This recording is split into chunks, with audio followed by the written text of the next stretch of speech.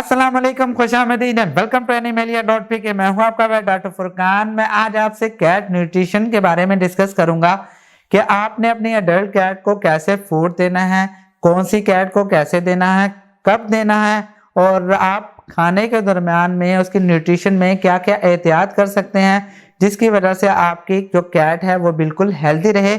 Detail से discuss करेंगे, पूरी वीडियो जरूर देखिएगा। उससे पहले प्लीज चैनल सब्सक्राइब कीजिए, बेल आइकन दबा दीजिएगा ताकि आपको पेट्स हेल्थ से related, disease management, behaviour training से रिलेटेड वीडियोस मिलती रहें। चले आइए शुरू करते हैं। फर्स्ट ऑफ ऑल, आपकी कैट का वेट कितना है और उसको कितनी एनर्जी की जरूरत है, कितनी कैलोरीज की जरूरत है, उसकी वीडियो मौजूद है। मैं नीचे लिंक दे देता हूं, देख लीजिएगा। आपको पता चल जाएगा कि आपकी कैट के हिसाब से उसको कितनी कैलोरीज दे सकते हैं। अब बात करते हैं कि 2 या 3 तरह की कैट्स हो सकती हैं। एक ऐसी कैट्स जो बहुत ज्यादा लेजी हैं, एक ऐसी जो थोड़ी सी एक्टिव हैं, लेजी हैं, और एक ऐसी जो बहुत ज्यादा एक्टिव हैं। अब जो ज्यादा एक्टिव है आप उसको 10 से 20% तक फूड ज्यादा दिया करें, और जो मॉडरेट है आप उसको ऑलमोस्ट 5 to 7% तक फूड ज्यादा दें, और जो बहुत ज्यादा लेजी है आप उसको 10% थोड़ा कम फूड दिया करें। उसकी वजह यह है कि उसकी इतनी ज्यादा फिजिकल एक्टिविटी नहीं है, उसका चलना फिरना दौड़ना उतना ज्यादा नहीं है, तो आप उसको कम खुराक दें। अब बात करते हैं कि खुराक में आप क्या क्या दे सकते हैं। मैंने न्यूट्रिएंट्स की वीडियो के अंदर आपको बताया था कि हर न्यूट्रिएंट का जो अपना फंक्शन होता है बॉडी के अंदर, उसके अपने बॉडी के रेगुलेटरी मैकेनिज्म के अंदर अपने फंक्शंस होते हैं। वैसे ही आपने फूड के अंदर उसके अंदर अमाइनो एसिड यानी प्रोटीन जरूर ऐड करनी है। अगर आप प्रोटीन ऐड करेंगे तो वो आपके एनिमल के लिए नेसेसरी है। 70% तक आप प्रोटीन दें, जिसका सोर्स प्रोटीन सोर्स है Turkey, fish, chicken, beef, mutton. इसके अलावा बहुत कुछ वेजिटेबल्स भी हैं, और इसके अलावा आप उसको एग बॉयल करके भी दे सकते हैं। ये ज़रूरी है आपके एनिमल के लिए। अब डिपेंड करता है कि आपका एनिमल सर्जरी उसकी हुई है या वो किसी डिजीज कंडीशन में है। मैं आपको रिकमेंड करूंगा, अगर इन केस आपके एनिमल की सर्जरी हुई है या वो किसी डिजीज कंडीशन से रिकवर हुआ है, वो वायरल है या बैक्टीरियल है या पैरासिटिक है, तो आप उसकी फीड को तकरीबन 30 to 40% इंक्रीज करें। ये मेरा अपना तजुर्बा है। मैं जब भी ऐसी कोई कंडीशन होती है और अपने एनिमल को, अपने जितने भी बोर्डिंग एनिमल्स हैं, उनकी जो फीड है उनको हम ज़्यादा कर देते हैं, जिनसे उनकी रिकवरी के चांस बहुत ज़्यादा जल्दी हो जाते हैं। तो हमेशा अपने एनिमल की फीड को 30 to 40% इंक्रीज कर दें। इन केस अगर वो 100 कैलोरीज पे है तो आप उसको 130 to 140 कैलोरीज उसको प्रोवाइड करें। लेकिन आपने ये ज़रूर ध्यान रखना है कि बार बार मल्टीपल टाइम्स में उसको फीड करवानी है, एकदम आपने उसको फीड नहीं करवाना। इसके अलावा ये डिपेंड करता है कि अगर वो नॉर्मल फीड पे है तो आप उसको ट्वाइस अ डे भी फीड करवा सकते हैं। अब बात करते हैं कि आपने फीड कैसे करवाना है।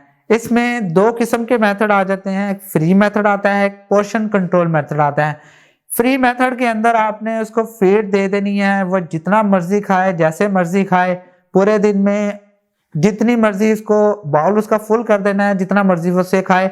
इसमें नुकसान भी है, फायदा भी है। फायदा ये है आपको प्रॉब्लम नहीं होगी, आपको बार बार उसको फीड डालने की जरूरत नहीं होगी। नुकसान ये है कि आपको नहीं पता चलेगा कि आपके एनिमल की जो कंट्रोल डाइट है, यानी इसकी जो कैलोरीज है वो कितनी है, यानी आपको अंदाजा नहीं होगा। इन केस अगर आप उसको होममेड पे या किसी और फूड पे शिफ्ट करना चाह रहे हैं तो आपको इस चीज का अंदाजा नहीं हो सकता। अब दूसरा जो मेथड है वो है पोर्शन कंट्रोल डाइट, जो ज्यादा बेहतर है, जो मैं आपको रिकमेंड करता हूं कि पोर्शन कंट्रोल डाइट में दिया करें। जैसे मैंने आपको बताया कि अगर एक्टिव कैट है या सर्जरी हुई है या कोई किसी डिजीज कंडीशन से वो रिकवर हुई है, तो उसमें आप पोर्शन कंट्रोल डाइट दिया करें। 2 से 3 दफा आप उसको फीड करवा सकते हैं, पोर्शन मल्टीपल टाइम उसको फीड करवा सकते हैं। पोर्शन कंट्रोल डाइट में होगा कि उसकी कैलोरीज आप निकालें। फॉर एग्जांपल उसको 300 कैलोरीज, 300 कैलोरीज की जरूरत है। 300 कैलोरीज को आप 3 हिस्सों में डिवाइड कर दें, 100 कैलोरीज उसको देते रहें। ये आप पर डिपेंड करता है कि आप होममेड फूड दे रहे हैं तो उसकी कैलोरीज का आपको पता होना चाहिए कि कौन से इंग्रेडिएंट आपने इस्तेमाल किए हैं और उसके अंदर क्या क्या कैलोरीज हैं, तो उसके मुताबिक आप उसको फीड करवा सकते हैं। इसके अलावा फीड के अंदर जिन चीज़ों की आपने एहतियात करनी है वो है दूध। आपने ज़्यादा दूध नहीं देना, बल्कि देना ही नहीं है। वो इसलिए कि दूध में बेसिकली लैक्टोज होता है। बेसिकली जो कैट्स हैं वो लैक्टोज इंटॉलरेंस होती हैं, वो लैक्टोज को डाइजेस्ट नहीं कर सकती। हमारे यहाँ ये ट्रेंड है कि बिल्लियों को दूध दिया जाता है, बेशक दिया जाता है, ज़रूर दिया जाता है। मोस्टली लोग स्टे कैट्स को देते भी हैं दूध, लेकिन जो स्टे कैट्स हैं, ये जो आजकल की जो कैट्स हैं जो कि नॉर्मली हम घरों में रखते हैं, पर्शियन, सियामीज, ये इस तरह की जो ब्रीड्स हैं, जो उसके अंदर इम्यूनिटी लेवल इतना ज़्यादा नहीं होता, उनकी बर्दाश्त ज़्यादा नहीं होती, तो इसलिए उनको अगर दूध ना दिया जाए तो वो ज़्यादा बेहतर है। नेक्स्ट है, आपने उनको ज़्यादा ट्रीट्स नहीं देनी।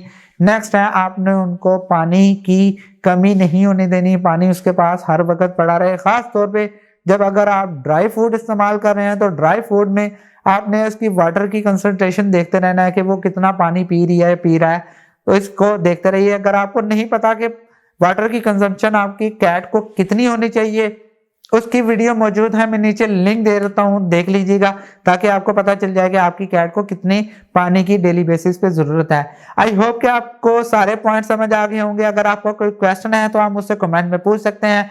आई होप आपको वीडियो ज़रूर पसंद आई होगी। अगर पसंद आई है तो प्लीज़ लाइक कीजिए, शेयर कीजिए और प्लीज़ इस चैनल को ज़रूर सब्सक्राइब कीजिएगा। नेक्स्ट वीडियो में मिलते हैं। खुदा हाफिज़।